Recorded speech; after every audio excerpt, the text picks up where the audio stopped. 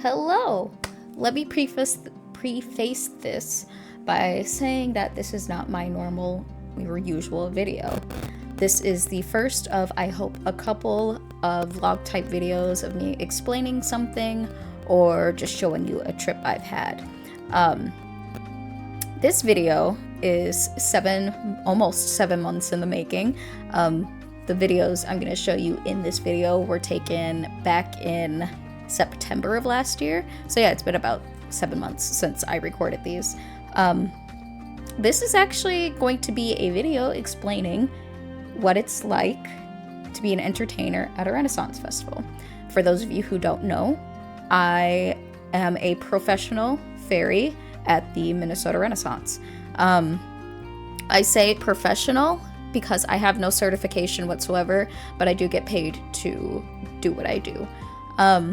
So these videos are basically just a kind of insight on what it's like to work at a festival, more specifically to be a fairy at a Renaissance festival. I hope there's other videos explaining what it's like to be a general entertainer out there, so like a street character, a musical act, or a stage act. So yeah, I'll show you the first video and we'll go through there. I'll answer questions that I have received. I didn't receive many, so I'll throw in a couple general questions as well. And yeah, we'll go from there. So, good morning, everyone. It is currently 5:40 in the morning, and I am officially starting my what's it like to be a fairy at a Renaissance festival video. So I hope you guys enjoy, and it's a wacky life. I'm barely awake right now, and I have to start getting ready. So I'll see you when I'm done getting ready.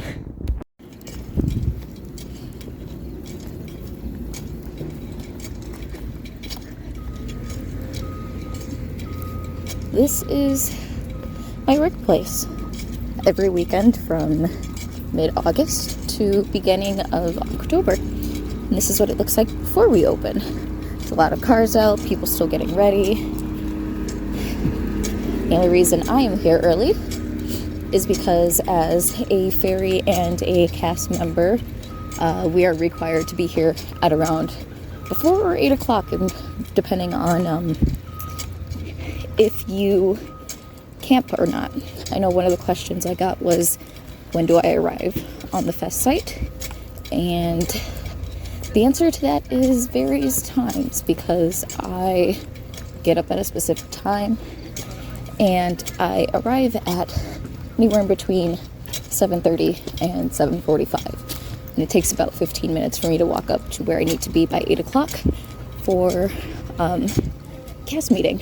So yeah, I hope that answers your questions, and I hope you guys enjoy the little view of a forest, or not a forest, the fest site before it opens. Alright, so I said I would show you guys when I got completely ready, and I hope you could see everything. I've got the wings, the belt.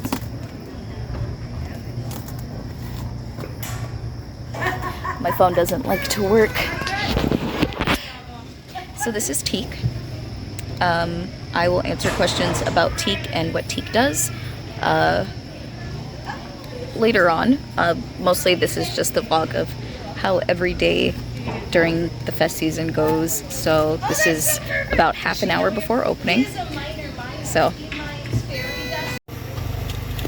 alright, so this is essentially my office out at the Minnesota Renaissance Festival. Usually around this time we would be open, however we have some weddings going on, so we'll be open late today and tomorrow, which is September 3rd. But usually it's full of people around this time. It is a very hot weekend, so we're planning on keeping it a little less playful, if that makes sense. But this is fairy wing forest, the forest floor. If I have time, I'll show you the waterfall if you haven't seen. But like I said, we have weddings, and they're doing the wedding down there, so we can't. And I'm taking a short rest before we do open up in about half an hour. So until then, time to get food. And that puts an end to day 1 of 3 for Labor Day weekend as a fairy. I am working with like a quarter of a brain cell right now, and I haven't sweated off all my makeup, just some. Take that as a good day. Made some kids' days, I made some adults' days, and I'm ready to change and go home for the day, and then I'll be back tomorrow morning. When are auditions? That is a big question for most people who want to work at the Renaissance Festival. And auditions are usually held towards the end of April to early May, somewhere in between there. And then it'll be a week to a couple weeks before you hear back from our entertainment director on whether they want you back or if they want you to, let's say, work on your ideas to work out there.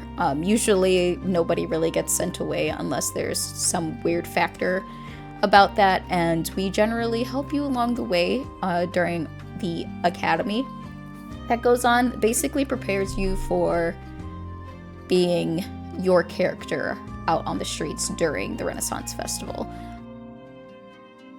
And I do this 7 weekends out of the year, including Labor Day weekend and sometimes what we call Festival Friday, which is the Friday before the last weekend of the festival. Above all, you just have to remember that being an entertainer out at a Renaissance Festival is, for the most part, unless you are a musical or stage act, it is mostly improv. It is everything on the spot, right then and there. No 3 things will be the same.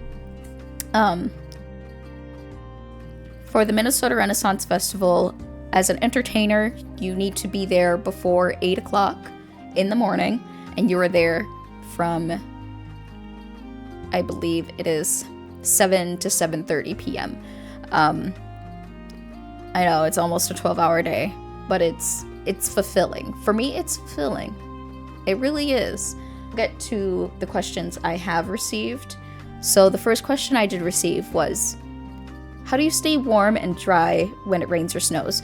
So I have been lucky enough to have it not snow during the season, which is great. But when it is raining, which it does rain fairly heavily depending on the day, and I'll explain it in another one of the videos I pre-took from last year, but I make sure that I have a dry pair of socks with my bag that I keep off stage. And I make sure my cloak is weather treated. That's whether you use something more organic, or what I use is a Camp Dry spray. And I'll usually do that with 2 overpasses over my cloak and shoes, and let it dry overnight. I usually make sure that the next day it's going to be clear, so I don't have to worry about my stuff getting rained on or things like that overnight. But yeah, investing in an umbrella is a good thing, and a cloak. A cloak will keep your garb dry.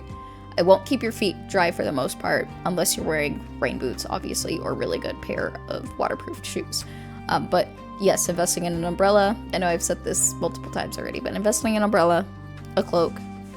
Make sure your equipment weather treated. Another question I received is, well, these ones are more towards fairies, which actually, let's get into that. So the first question, or 2 of the questions, are about the same. So I'll try to answer them both. Oh, the first question I'm going to answer that pertains to the other one that I will read. I would love to hear more on what you do as a fairy for entertainment-wise. It's my first year attempting to be a part of the cast at Minnesota Renaissance Fair. I'm both excited and nervous. Being sort of a fairy or an inky cat mushroom is my toss-up currently in trying to solidify your character and make it a bubbly personality, or make my bubbly personality show while spreading the magic. So, everyone is different, obviously, that's general knowledge for the most part. But what I do in particular as my character, which her name is Teak. Teak is a tree fairy. I'll add pictures and such like that. What I do is make it fun. I just will always make it fun. The main part of Fairy Wing, where I work Fairy Wing Forest at the Minnesota Renaissance Festival, our main thing as fairies is to have fun. It is also our day off, like everyone else in the festival, and we are there to have fun, play games, and make merry.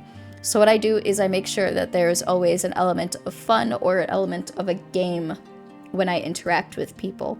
Sometimes the kids just want to talk and ask you questions, and I try to answer those as best as I can while staying in character, obviously. Another thing that I do as a fairy out in Fairy Wing is I have little favors or little trinkets that I give kids, and sometimes adults, because adults are just kids in bigger bodies. But I carry trinkets with me. I carry little treasures, and it doesn't have to be anything expensive, especially now since at the Minnesota Renaissance Festival, trinket trading has become bigger. So, for an example, if a kid were to come up to me and ask if I trade trinkets or things like that, this is one of the inexpensive trinkets that I carry with me, which is just a bag of tumbled semi-precious stones and rocks, which obviously nothing too expensive, too exciting. It's a rock, but a lot of people like rocks, and you never know if you get a kid that likes, I don't know, who likes actual rocks and things like that. And I've actually had a couple kids come up to me and I've given them a trinket and they know what stone it is right off the bat, and it's a learning thing. It's fun, it's learning. Another thing I do, but these are ones that I save for special cases. Special cases being a kid who's too shy, a kid who's, I don't know, not having the best of days, a child who is stepping out of their comfort zone for the first time ever and needs that little bit of encouragement. For those kids, I have these, and I hand make these, and they take forever to make, but I hand make these. And these are little spell jars. Let me see if I can't get that to, let me find one that'll catch the camera a little bit better. But I make these little spell jars that I give to kids for being brave or stepping out of their comfort zone, or who needs a little bit of encouragement because they're maybe on the shy side. This can be called anything from a dream potion to a bravery potion, anything that the kid possibly needs. And it makes their day a little bit special, and I enjoy making children's days special. Let's see if I can't. Yep, there we go. But yeah, this is one of my little spell jars that I make.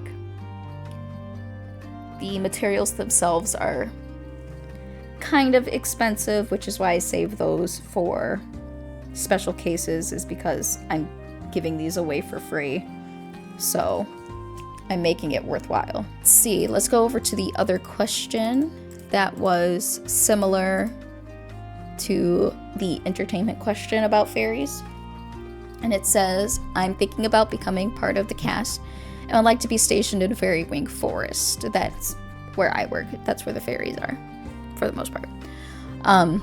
My character is a fae character, but not a fairy. Is there a place for someone like that with the fairies? I like the less crowded and more personalized environment of Fairy Wing. I'm also not a very outgoing person, and I worry I'd have to perform like the other performers in order to be part of the cast. I have fun interacting with people in my costume, but it's not extravagant performing. I'm more the non-speaking, slower paced patron at the moment. Your thoughts? So, we are in the progressive era, and I love it because I am one of those people who love fae. Everything fae. That's part of my personality. There's video games, space, fae. And to this question, I'm going to say yes. There's always a space for non-fairy characters. At the moment, we have a goblin, and his name is Atlas. He is more non-verbal for the most part because his character does not speak fluent human English. So there are ways around it. I will warn for the non-verbal like characters, it's best to have somebody with you to be your protector. And by protector, I mean somebody who can make sure you are safe because you are a mostly non-verbal or non-speaking character. This person will kind of gauge and lead the interaction for you. If you've ever been to the Minnesota Renaissance Festival before 2020, Fire Flicker the dragon, that character is nonverbal. Ruska the fox, nonverbal, but she has her handler. That's the word I was looking for, not protector, handler. She has her handler who basically leads the interactions, makes sure that Ruska and Fire Flicker are safe, and basically if there is a need for you to break away from the interaction, which there are many cases where you need to break away from an interaction, or you can give them a signal. That's what the handler is for, is you basically talk over, how do I know when you need to escape? When you're interacting with someone and they're making you uncomfortable, or you just need to get away, we need a signal of some sort to let me know that you want me to step in to break that interaction off. That's what the handler does. Specifically for Fairy Wing, we are embracing diversity. Yes, there will be a lot of fairies with wings and things like that, but we also like seeing different characters. So to the person who sent me this question, like, there are times when I'm drained during the day and I don't want to interact or perform. A simple smile, a wave, a hello, or things like that is perfectly fine. Especially when you're low energy, it's perfectly fine. As long as you look in character and you are at least interacting. It doesn't have to be a, I'm right in your face, I'm interacting with you, we are doing this now. It doesn't have to be anything like that. You can be yourself, sit someplace, wave, make sure you are engaging in the person.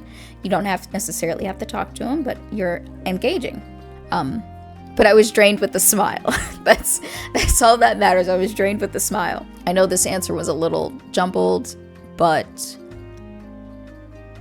yes, there's a place for you if you don't want to be a fairy, but you want to be fae. Yes, you can perform without performing, if that makes sense. And if you do audition and you do go to academy, they do help you kind of try to break out of your shell a little bit so you can be your best at your character. Another note for that is, think of it as your character being someone totally different. I myself, I unfortunately am not a people person. I'm a homebody. I'd rather stay and then go out. I'd rather not interact with anyone. I'd rather just do my own thing.